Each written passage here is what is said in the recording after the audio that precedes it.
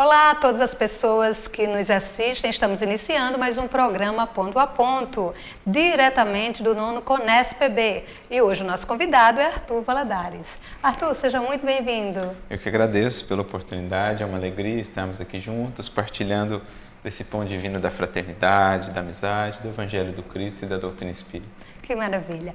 O nosso nono Congresso Espírita Paraibano tem como tema central o Cristo vive em mim. E aí, Arthur, diante dessa temática tão importante para nós do Cristo, nele, que é um dos temas que você vai trazer para nós no Congresso, nele havia vida e vida era a luz dos homens. Nossa, que tema lindo! Realmente uma frase muito linda, assim, muito profunda no que ela expressa, né? Quando a gente entende que existem diversas gradações do viver, né? A gente lembra logo da associação que podemos fazer entre essa frase de João Evangelista e a frase do próprio Mestre, quando ele diz: faze isso e viverás. Como a nos dizer que a vida que o Cristo nos mostra, ela vai muito além daquilo que por ora conhecemos ou concebemos do viver. E o que ele nos trouxe na forma das lições, na forma das suas parábolas, enfim, sobretudo da sua vida, dos seus atos, dos seus gestos, tudo isso está carregado daquilo que é o que na criação divina mantém e sustenta toda a vida, faz a vida florescer, frutificar, abundar, né? A vida abundante, que é o amor. Então Jesus, ele em sua totalidade, palavras, gestos e ações, tudo no Cristo e no Evangelho está carregado de amor e por isso, uma vez que acolhemos, é fonte de vida e de luz para a nossa caminhada. Então, é um sentido muito bonito que Jesus traz para o nosso entendimento do que é a vida de fato. Isso. E quando ele fala, né, Arthur, eu sou o caminho, a verdade e a vida. Ele coloca isso, né? Que caminho é esse, né? Que verdade é essa que o Cristo coloca para que a gente possa seguir? E seria só para os cristãos, vamos dizer assim? Essa frase ela faz parte de um conjunto de frases de Jesus que estão também no Evangelho de João, né, da expressão eu sou. Eu sou o pão da vida, eu sou a videira verdadeira, eu sou o caminho, a verdade e a vida. E é importante fazer logo essa distinção entre o Cristo, o ser cósmico e a lição que ele trouxe, né, a missão da qual ele estava incumbido de expressar para nós a vivência perfeita da lei divina, e Jesus enquanto a personalidade histórica. Quando a gente entende que ali ele fala do Cristo, a gente já transcende os limites dos rótulos. Sim. Não se dirige, portanto, apenas aos cristãos ou ao cristianismo propriamente. Nós estamos falando de um modo de viver. Sim. Que o Cristo representa, que é o modo mais perfeito de integração com a lei divina. Nesse sentido, a sua lição vale para todas as criaturas, né? Ele é o referencial maior na Terra do que é a vivência da lei divina. Isso transcende quaisquer rótulos, quaisquer tempos, quaisquer sectarismos. Então, é o modo de viver que o Evangelho propõe. Amor, bondade, perdão, humildade, compreensão, misericórdia. Esses são valores universais que vão muito além, portanto, simplesmente do cristianismo enquanto instituição humana ou do rótulo de cristãos. E aí a gente entende o sentido, porque essa frase ela nos permite várias perspectivas. Cada fala de Jesus, na verdade, é como um diamante, que a gente pode olhar por várias faces, mas uma das faces é justamente essa, né? Pensando na missão da qual o Cristo estava incumbido, que o Espiritismo nos ensina, ele veio mostrar que há um caminho a ser percorrido. Somos espíritos em evolução. Então, adentrar nas fileiras do Evangelho, buscar o Evangelho é passar por um processo. Não é simplesmente aderindo ao Cristo que eu já consegui, né, o que buscamos. É um processo, é uma caminhada que precisa ser vivida, que não dura uma encarnação, que é um processo multimilenar. Então, ele apresenta um caminho que é o caminho orientado segundo a lei divina. Então, um caminho reto. É o caminho otimizado da nossa evolução. Dentre os infinitos caminhos possíveis para evoluir, existe um que é o ideal, que é aquele mais rápido, que é aquele mais otimizado, que é o Cristo. Por quê? Porque ele é a perfeita expressão da vivência da lei. Por isso, João Batista começa anunciando, né? Endireitai os caminhos do Senhor. Então, você pode fazer um caminho com várias curvas, mas se quiser endireitar e avançar da maneira mais rápida possível, mais consciente possível, o Cristo é o caminho. Por isso mesmo, um caminho para a verdade, que é a lei divina. Então, um caminho orientado para a verdade, harmonizado com a verdade, que é a lei divina. O único caminho, né? O único meio, como dizem os Espíritos no Livro dos Espíritos, para a felicidade da criatura humana, é orientar-se pela lei divina. E o resultado disso é mais vida. Então, Jesus é um caminho para a verdade gerando vida. Então, nesse sentido, é universal, o Cristo e não apenas Jesus histórico. Muito importante a gente poder entender isso, né? Porque amplia essa percepção, né, de uma frase, como você disse, que transcende. Transcende. Né? Não só as religiões, mas transcende inclusive as encarnações. As encarnações. Né? Porque aí nós teremos todo, como você falou, um processo. Né? Então, precisamos ver em que caminho estamos. Em que parte da jornada, né, estamos e quais são os nossos referenciais. O Cristo, a gente sabe, né, Arthur, que ele é um dos personagens históricos, o Jesus, mais pesquisados, mais estudados, porém, ainda muitos não reconhecem. E aí a gente fica pensando, nós estamos vivenciando um período, né, no planeta com tantas contradições, com algumas dificuldades, como em todos os períodos tem os seus abalos, né? Com muito desamor. E se o Cristo voltasse hoje? Como seria, né? Eu acho que essa é uma perspectiva muito particular de cada um, que vai ter que analisar no seu coração a dimensão realmente do seu compromisso com a vivência daquilo que Jesus demonstrou. Ou seja, o quanto eu estou entendendo do cristianismo, da vivência cristã, para além do culto exterior, das formas exteriores e transitórias. Quanto do meu compromisso com o amor, com o bem, com a verdade. O próprio mestre vai dizer, né? Porque lhes fala a verdade e não quereis me ouvir. Aquele que é da verdade, ouve-me e vem até mim. Então, assim, como tem estado esse nosso compromisso não com as verdades que nos são convenientes, que a gente molda segundo os nossos interesses, mas com essa verdade que no fundo a nossa consciência sabe que é aquela que rege o universo. Então, cada um no seu íntimo vai poder medir um pouco de como talvez perceberia ou se relacionaria com Cristo caso ele voltasse, a partir desse seu compromisso, dessa sua disposição em viver de fato o que ele nos deixou.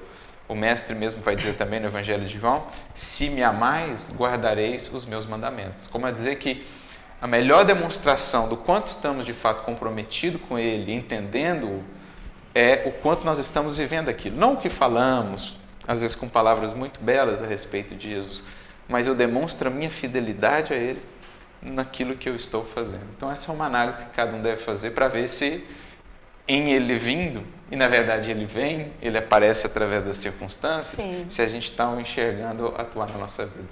Até porque, você falando isso, eu fiquei pensando numa fala de Jesus, quando ele diz, eu estou naqueles pequeninos, eu estou naquele que você deu de comer, que você visitou, que você foi no hospital. Então, você fazendo essa perspectiva, como é que eu, em particular, né? Porque quando a gente pensa na vinda de Jesus, por exemplo, agora, nessa atualidade, a gente pensa logo no global, no geral, no social, da sociedade. Mas a sua perspectiva foi muito interessante. Como é que eu, em particular, como é que eu me comportaria? Porque às vezes a gente faz muito mais fora do que dentro. E nessa percepção que você trouxe mesmo, de perceber que na verdade ele vem através dos outros, né?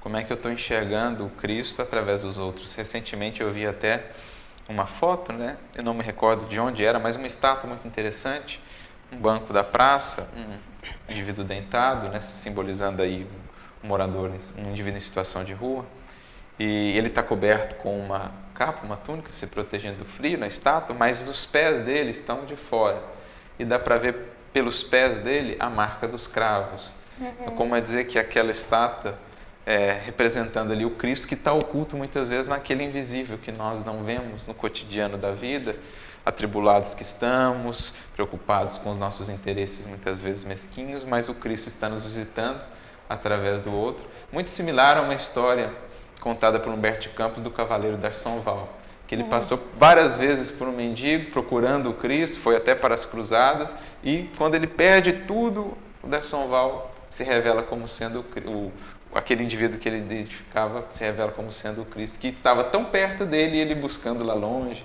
na Terra Santa, enfim. Assim é muitas vezes a nossa relação com Jesus. Muito reflexivo isso, né? Porque o próprio Cristo diz, né, que a gente possa fazer ao outro aquilo que a gente gostaria que fosse feito conosco. Mas nós estamos colocando em prática, Arthur? Essa é a reflexão que cabe a cada um aí no santuário da consciência. Isso, exatamente. Então, quando Jesus dizia assim, dentro dessa perspectiva, né? Vós sois o sal da terra. O que é que ele está querendo dizer para nós? Olha, é bonito isso, porque o sal, a gente pode pensar ele, a partir das suas propriedades, a gente pode pensar que, transportando isso para o mundo, para o domínio espiritual, nós somos convidados a exercer o que o sal faz no domínio material. Então, por exemplo, o sal ele conserva. Então, nós, enquanto cristãos, somos convidados a, onde quer que estejamos, a conservar ali valores morais que tragam. O sal ele conserva e protege da corrupção. Né? Então, nós somos convidados aonde estar a sermos esteios de valores morais, ainda que o entorno seja dos mais difíceis, ainda que os valores no mundo muitas vezes sejam ainda os mais deturpados, nós somos convidados a ser, pela presença silenciosa, porque o sal, você não o vê na comida, mas a sua presença é essencial. Você logo sente se ele falta. Então, assim, verdade. pela atuação silenciosa, pela presença marcante, o cristão é convidado a ser esse que conserva, que protege os valores do bem, do amor. E outro aspecto interessante, pensar, o sal dá sabor. Comer uma comida insossa é horrível. Então, quando a gente pensa nesse sentido, o cristão ele é convidado a ser, onde o Cristo colocou, aquele que dá sabor à vida. Aquele cuja vida é tão marcante, é tão preenchida de alegria, de valor, de sentido, de amor, que ela contagia pelo contato os outros, as outras vidas que com ela convivem. Então, ela irradia vida, ela irradia alegria, ela dá sabor às outras existências. E, num outro sentido, eu me recordo um espírito certa feita na reunião mediúnica nos trouxe esse entendimento. Ele falava assim, olha, a gente fala muito no Evangelho sobre a água viva, sobre o nosso papel de dessedentar os outros. Mas quando Jesus nos disse para ser o sal da terra, ele também estava dizendo que o nosso papel é também, em parte, levar a sede aos outros, isto é, a sede do conhecer, a sede do viver, a sede do realizar. Quando eu sou sal e salgo a vida do outro, eu faço com que ele tenha sede de conhecer-se, sede de fazer algo a mais, sede de ser melhor, né? De fazer algo além, de avançar além, como diz Emmanuel. Então, nesse sentido também, o sal, além de dar sabor, ele dá sede, para tirar um indivíduo do lugar, movimentar e trazer uma nova dinâmica para a sua vida. Interessante, eu nunca tinha visto essa perspectiva, né? Porque, às vezes, quando nós temos alguém que a gente se inspira, que a gente admira, isso faz com que a gente queira, né, trilhar um pouco o caminho, buscar, né, as fontes que possam nos auxiliar. Um exemplo, quando a gente lê Paulo Estevão, olha a sede com que a gente sai da experiência da leitura daquele livro. Né? A gente sai como se estivesse cruzando um deserto, eu quero dessa água que ele encontrou. Então, por quê? Porque Paulo foi sal, ele foi sal e a sua vida salga a nossa e nos dá essa sede de buscar a fonte viva que é o Cristo. E dentro dessa perspectiva de Paulo, né, que inclusive é a base do tema central do nosso congresso, né, o próprio Paulo teve que também buscar, né, Arthur, fazer essa busca, esse mergulho, esse caminho, para que ele pudesse transformar-se, né? Então, nos ajuda, como você disse, olhar para o livro nos traz muitas reflexões. Muitas reflexões, nesse sentido. E uma perspectiva muito importante que o Cristo, nas suas falas, faz com que a gente nos impactar, né, diante da nossa relação com o outro. Então, ele traz muitos termos, assim, como a gente já falou, né, de fazer ao outro aquilo que você gostaria que fosse feito por você, de não julgar. Nós estamos numa sociedade que julga muito. Né? Como é que a gente pode lidar melhor com isso? Com as aparências, com esse julgamento? Olha, buscando a essência, porque o julgamento ele nasce da aparência. Quando a gente se fixa muito na aparência, no que é transitório e foge à essência, a gente cai na ilusão, que é o julgamento. Então, para sair disso, buscar a essência. E a única maneira de ver a essência é renovar as lentes com as quais temos enxergado a vida. E isso só se faz pelo amor. Jesus já dizia, aquele que tem bons olhos, o seu corpo, ou ele estará em luz. Sim. Aquele que tem maus olhos, estará em treva. Então é isso, na medida em que a gente acende a luz na alma, e isso não se faz sem o amor, o amor é a fonte da vida, o amor é a fonte da luz. Na medida que a gente faz isso, automaticamente a gente projeta mais luz para fora. Porque nós enxergamos o mundo, as pessoas, as circunstâncias, muito mais a partir da perspectiva interna do que propriamente dos aspectos exteriores. A luz que ilumina a minha vida lá fora é a luz que parte de mim, não a que chega de fora.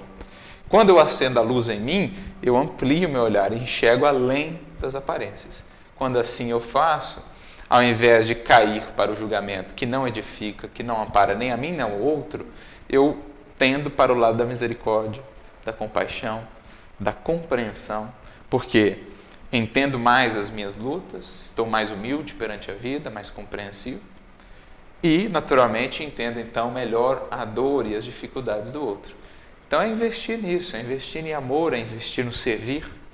É bonito quando Jesus, por exemplo, tem aquele gesto na última ceia de abaixar-se para lavar os pés dos outros. É interessante, é essa perspectiva que a gente precisa ter. Porque quando eu vou para o serviço, eu estou olhando o outro de baixo para cima. Então eu vejo ele maior, ele se engrandece perante o meu olhar, do que quando eu estou no orgulho que eu olho ele de cima para baixo. Então ele parece... Quando eu estou no servir, eu vejo, olha quanto potencial tem aqui. Olha o quanto há aqui de valores por detrás das dificuldades, das imperfeições da casca. Olha que potencial tem as sementes que estão aqui. Essa é a dinâmica ou a perspectiva de quem serve. Então é ir ao serviço, no serviço nutrir-se de amor para renovar as lentes do olhar. E essa passagem é tão maravilhosa, que Pedro, vai e diz, não, senhor, peraí, como assim? O senhor lavar os meus pés? Não, eu é que tenho que lavar. E aí ele nos dá mais uma lição, quando ele diz que, Pedro, se você não tiver condição de fazer isso, você não tem parte comigo, Se não está aberto a essa experiência, não tem. E melhor ainda a resposta de Pedro, Então joga água não só no pé, lava o corpo inteiro, Pois é. E é mais ou menos o que acontece conosco, Quando a gente percebe que o orgulho faz conosco, que a gente desperta, a gente fala, que besteira, então vamos nos renovar por inteiro, E outro ponto que eu acho que é importante a gente falar muito dele, o Cristo já colocava, perdoa para que possa seres perdoado. Qual é a grande dificuldade nossa de trabalhar o perdão nas nossas vidas? Olha, eu penso sempre que a nossa incapacidade de perdoar, e Pedro é um exemplo disso, Pedro era dos mais intransigentes dos discípulos, mais duros com a queda dos outros. Ele ficava ali o cão de guarda de Jesus, Mas a nossa grande dificuldade ou incapacidade de perdoar, penso, ela nasce da superficialidade que estamos em relação a nós mesmos, do conhecimento de nós mesmos. O próprio André Luiz vai dizer, quanto mais nos conhecemos, maior se torna em nós o imperativo de perdoar os outros. Por quê? Porque eu passo a ver que a luta do outro que o levou à queda é a mesma luta que está em mim. Que a fragilidade que há no outro que o levou ao tropeço, à queda, também está em mim. E como eu reconheço a dificuldade de vencê-la em mim, como eu sei a luta que estou a partir dessa proposta sincera de mergulho, naturalmente começa a brotar em mim a fonte da misericórdia e da compreensão para com os outros. Então, quanto mais duro, intransigente eu sou, menos eu mergulhei em mim, menos eu conheço o que de fato sou. As minhas fragilidades, as minhas limitações. Era assim que era Pedro. Pedro se considerava o mais fiel dos discípulos. Foi inclusive por isso que ele disse, olha, esses outros que deixaram lavar os pés são os ingratos. Sim. Mas eu não, porque eu sou o melhor deles, eu sou o único que estou te entendendo. E Jesus o corrige, é enérgico, e é nesse diálogo que Jesus diz para ele, como está lá no Boa Nova, Pedro, você vai aprender ainda nesta noite que a criatura no mundo é mais frágil do que perversa. Então, por que ele era tão duro com os outros? Porque ele não se considerava ou não reconhecia que ele tinha fragilidades. Naquela noite, ele aprendeu que ele também tinha fragilidades. Por quê? Porque ele tropeçou. Agora ele estava na posição daqueles que outrora ele apedrejava. Aquele era duro. E ali ele passou a entender. Quando se está na perspectiva de quem é o caído, o quanto vale mais uma mão estendida do que um dedo apontado. E é ali, diz Humberto de Campos, no livro Boa Nova, no capítulo Negação de Pedro, ali começa a brotar daquele coração a fonte da misericórdia, que fez dele o discípulo talvez mais misericordioso, mais acolhedor da história do cristianismo primitivo. Daquele Pedro duro, que era uma pedra mesmo, duro de intransigência, Jesus fez dele o Pedro apoio, suporte, a pedra de esteio onde os outros vinham buscar arrimo, consolo. Então foi dessa experiência de reconhecer a sua fragilidade que Pedro aprendeu a perdoar, a compreender, a exercer a misericórdia. Então quanto menos nós mergulhamos em nós, mais duro a gente está. E eu pensando aqui, não é? Nós temos uma tendência a solicitar muito o socorro espiritual, o socorro de Jesus, né? Daqueles que a gente tem uma afinidade espiritual, né? Dos santos, nas outras religiões, porque nos momentos de aflição, né? Nós, na maioria das vezes, nós nos sentimos abandonados. Né? Então, o que é que nos falta? Olha, a gente precisa compreender que antes da gente pedir, o socorro já estava a caminho. E que, na verdade, o que a gente mais precisa atentar é na preparação para receber o auxílio. Por que muitas vezes, na hora da prova, a gente se sente abandonado? Porque a gente não preparou antes da prova para perceber o auxílio na hora que a prova surge. Então, é mais ou menos assim. Lembrando da fábula de La Fontaine, a gente geralmente conduz a vida como a cigarra imprevidente. Vai levando a vida meio à torta direito, sem saber, sem se preocupar com as provas, mas nos esquecemos que os invernos virão, porque faz parte da natureza e do estar encarnado lidar com o inverno, isto é, com as provas, com as dificuldades. E nos esquecemos que a misericórdia nos dá tempo, nos dá recursos para nos prepararmos para o inverno. A formiguinha previdente vai se preparando antes, quando chega o inverno, ela passa pela experiência com muito mais suavidade, com muito mais apoio do que a cigarra imprevidente. Então, geralmente é assim a nossa vida. A gente precisa entender que, mais do que solicitar o auxílio, que já existe antes que sequer venhamos a pedi-lo, a gente precisa criar em nós elementos de percepção desse auxílio. De acolhimento desse auxílio. É o ajuda-te que o céu te ajudará. Né? Sim. O céu te ajudará vem depois, não porque o auxílio não vinha antes, mas é porque depois que eu me preparo é que eles conseguem meios de melhor me ajudar. Então acho que muito é disso. Porque às vezes a gente vai vivendo a nossa vida espiritual, a nossa experiência espiritual, quase que como assim, uma rotina, algo pro forma. Eu vou lá, cumpro os requisitos exteriores, frequento a casa espírita, estudo, mas eu não acho que aquilo deva se expandir assim para a minha vida como um todo. Né? Eu não acho ainda ou não entendo que a minha vida como um todo deve estar agora orientada segundo aquela experiência. E aí, quando surge a prova, eu, por não ter construído antes essa relação, essa sintonia mais fina, eu tenho dificuldades em perceber esse auxílio que está conosco. Por exemplo, o caso de André Luiz. Viveu uma vida de desatinos, de invigilância e tal. No mundo espiritual, colhendo aquelas aflições, o auxílio estava ao seu lado. Sua mãe, Clarence, o visitaram tantas vezes, mas ele não havia criado nele ainda elementos de percepção. É o que muitas vezes acontece conosco. É verdade, estarmos atentos ao que está ao nosso redor e sintonizarmos, né? Para que a gente realmente possa sentir o amparo, sentir as benesses da vida, porque basta a gente, Arthur, olhar a grandeza da natureza, né? E a gente já vê o amparo que a gente tem. A gente às vezes pede muito, né? A natureza é esse recado constante, diário de Deus, sobre a magnitude do amor que Ele tem para conosco. Essa lembrança diária que o Criador nos traz, que o amor é que rege a vida. Hoje pela manhã, eu lembrei disso, por isso que eu falei da grandeza da natureza. Hoje pela manhã, eu, meu esposo e meu filho, que estamos trabalhando aqui no Congresso, quando nós abrimos a porta da casa, tinha um casal de beija-flores.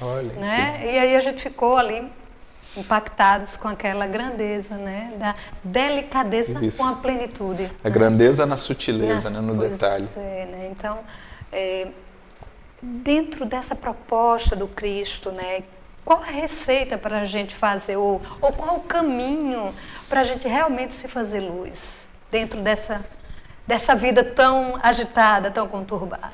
Bom, recorrendo àquele que inspira a temática central do evento, ao apóstolo Paulo e aos corações que lhe eram caros, na figura de Abigail, ama, trabalha, espera e perdoa. Então acho que essa é a grande receita da criatura humana em jornada. O amor como a base de tudo, que dá sentido, que dá significado, que dá força, que é o combustível.